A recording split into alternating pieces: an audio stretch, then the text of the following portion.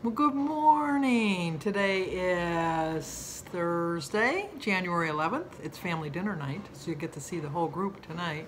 We're going to have spaghetti and salad, mustacholi, and meatballs, and Italian sausage. It's very nice outside. It's 51 degrees, but that's our high. We've reached it, and it is 11:30. So it's supposed to get colder for the weekend. And Diane Travinsky, you'll be happy to know, Diane lives near me. The storm has moved past us and it's into Canada. Sorry, Canada. But it's going your way, more towards Buffalo. So, but we're supposed to get 1 to 3 inches. I can handle that. That's like a sprinkling. That's nothing. But 8 to 10 inches, that would have been a lot. So I'm glad that missed us. So don't worry, Diane, your meeting won't be canceled. Excuse me. Carla Johnson, I wanted to point out that, yes, you made a good point, that I always say that there's no crime in Detroit, and I pointed out 2 crimes right in a row. Any city you live in is going to have crime, so let's just go with that. But it's just, I had a good childhood in Detroit. I loved it. I walked a long way to get to Detroit, to get to school. I went to Guardian Angel School in Detroit for the first 4 years, and I had to walk to school, and it was over a mile. And I remember Jerry Brandemart got paid 50 cents a week to walk me to school, and he was mean. He was so mean. And I got hit by a car one time. Not really hit by a car. I stepped out into the street and the car stopped and bumped me, and I did fall to the ground, but I was not hurt in any way, shape, or form. But he told me, if you tell your mother, I will take care of you. So I never told my mother. I was so afraid of Jerry Brandemart that he was going to beat me up, and I didn't want him to lose his 50 cents a week, which probably was a lot of money back then. Now I think about it, because candy bars were like a nickel.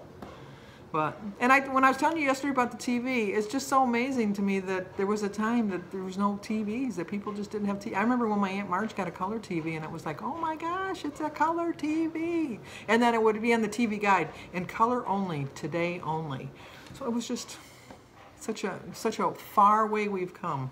But, so there was a little bit of crime in Detroit, I guess. And I was part of it, because one of the things I used to like to do, don't tell my kids, because this was dangerous, dangerous. I told you I was a tomboy. There was mostly boys in my neighborhood. Michaeline and Jasmine across the street were the only girls until Sandy Max moved in, and she was my best friend growing. And one that Sue Newer down the street was my best friend, but I didn't meet her till I was in kindergarten. But anyway, and we're still friends to this day. But anyway, what was I going to say? Oh, so we would love to play, well, we called it bumper tag. And really what it was you would grab onto the bumper of a car, and you would hold on, and in the winter, I should say that, in the winter, and you would slide with the ice until you got to the next corner, and then someone would walk up and you'd tag them, and they'd take your place on the car, and then they would go, and we'd like to see how far we could get. Dangerous, dangerous game. One time, the car stopped, and the guy got out of the car and chased us. I was so scared. And I went to Hans and Nicholas's house and hid, because they had like a little porch. It was kind of odd. It had like a window. It was like it should have been a screened-in porch, but it wasn't a screened-in porch. I guess they never finished it or whatever. But if you hid down, nobody could see you. And I remember running and hiding there. Everybody was running and hiding places, because this man was mad. He was really mad that you... now I know it's because he was afraid he was going to hurt one of us, but it was a fun game while it lasted. We didn't have very many hills by us, so we couldn't really go sledding. So that was our form of sledding. And who else did I want to talk about? Oh, Rosie Villa, thank you for pointing out that the garlic salt has sugar in it. I never would have thought. But then I looked at the seasoned salt, and guess what? The seasoned salt has sugar in it too. But just do it. I do put a lot on there, though. Maybe it'll limit how much I put on there now. Probably not. But now that I know, I'm aware. So thank you for pointing that out. I really like that. And Cindy Pope, she's waving to me from Arizona, and I can see her. I can see her on the horizon. So I'm waving back. So wave back to me. And also, I wanted to welcome back Cena Getting Fit, because Cena Getting Fit's been gone for a little while, and now she's back. She was doing keto for a while, and she was trying different things, but now she's on Weight Watchers, and so far she's loving it. So I will put her channel down below. Check her out. I really like her. She actually, when Denise started the channel, was Denise's very first subscriber. So she's been with us a long time, a really, really long, really long time. So.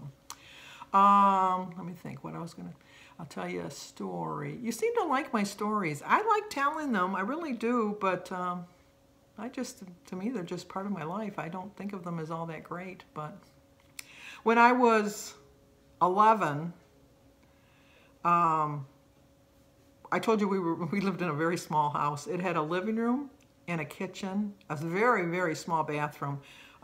It just had enough for like one person in there to go to the bathroom. And the sink and the toilet, obviously, and then 2 bedrooms. And in the one bedroom was my mom and dad and whatever baby was just born in the crib. And then in the other bedroom, there was 3 sets of bunk beds and just dressers, you know, like in storage things. We didn't have a lot of clothes either. We had school clothes and play clothes were the school clothes that we outgrew. And I went to school, to a Catholic school, so I had a uniform. So I just had just a couple pair of pants and a couple shirts, and they were always clean. I had 2 blouses and 1 jumper, and my mother would wash and iron the blouse, and then, you know, wash and iron the blouse. And my brother always had to wear a paper tie because he always lost his tie, because you had to wear a tie if you were a boy. But anyway, I had, when I was about 11 years old, my very first convulsion. They found out that I was a borderline, they thought at the time I was a borderline epileptic. They thought I had epilepsy.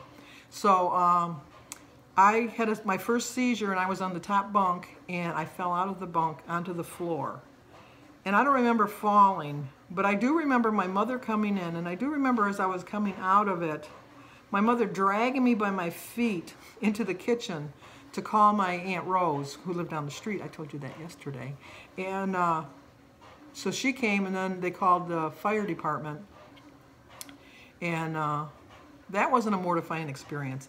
The one time that was a mortifying experience was when I was probably 15, maybe 14, 15 years old. And it was so hot. We lived in a bungalow. We had moved at that point because our house had burned down. I told you that story. If you don't remember it, remind me and I'll tell it again. But our house had burned down, and we had bought a new house. And it was a bungalow, and the girls all slept upstairs, and it was so hot. It was so flippin' hot.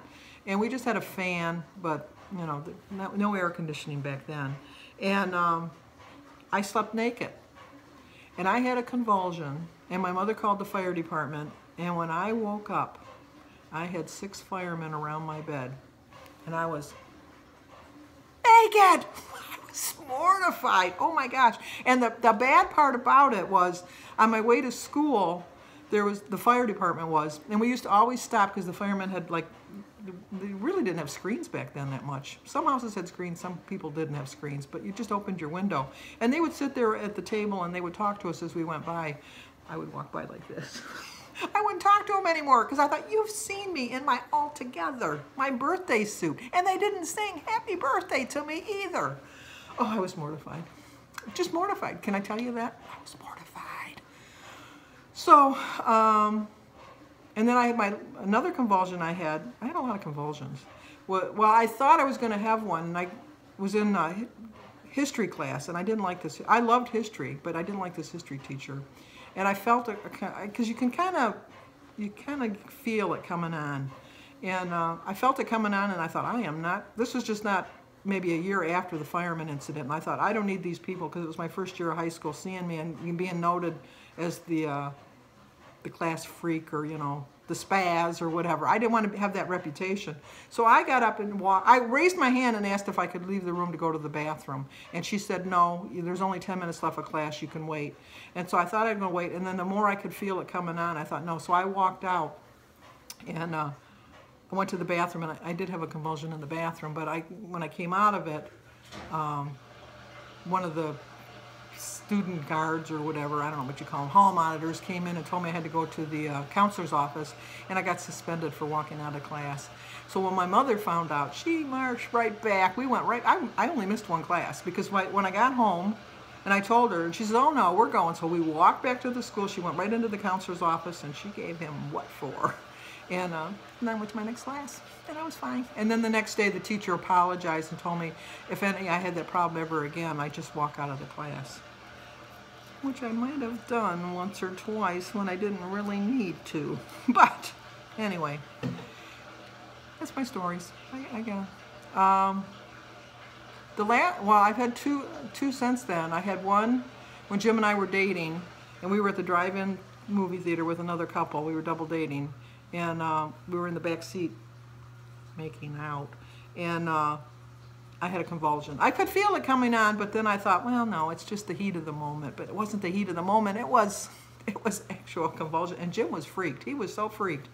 And we went to the emergency room, and of course back then drugs were very prevalent. Everybody was doing something. I never did drugs. I brag about that fact that I don't have any I don't have any ill feelings against anybody that did, because Jim did drugs. I just never had an interest in it. I never did. So I've never taken a drug in my life, other than, like prescribed drugs. And I've never abused a drug.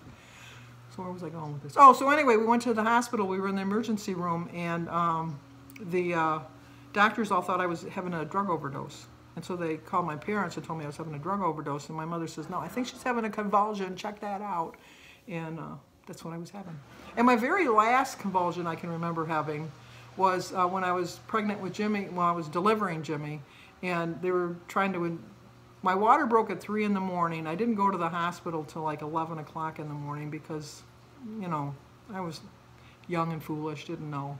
And Jimmy wasn't actually born till 6:35, but about 5 o'clock they gave me something to induce labor, and I could feel a convulsion coming on. And I told them, I said, there's a convulsion coming on. And they said, no, it's just a reaction to the medication. And I go, oh, no, it's a convulsion, and it's going to be here any minute now. And they go, no, it'll be fine, it'll be fine. I go, okay. And I went into a convulsion. And so then they got rid of that nurse, so she was no longer my nurse, and put me to sleep, but not like you put a dog to sleep. And then when it was time for Jimmy, she woke me up and told me, let's go have your baby. And I said, let's go. So, okay, those are my stories. 12 minutes. Yap. Sorry about that. 2 parts. Okay, let's eat breakfast. I started my day with a prayer. I drank 60 ounces of water. I've walked 4,358 steps. My quote is, you don't need a strong end to the week. Oh, wait a minute. That's not right. My quote is, you need a strong end to the week, not a weak end.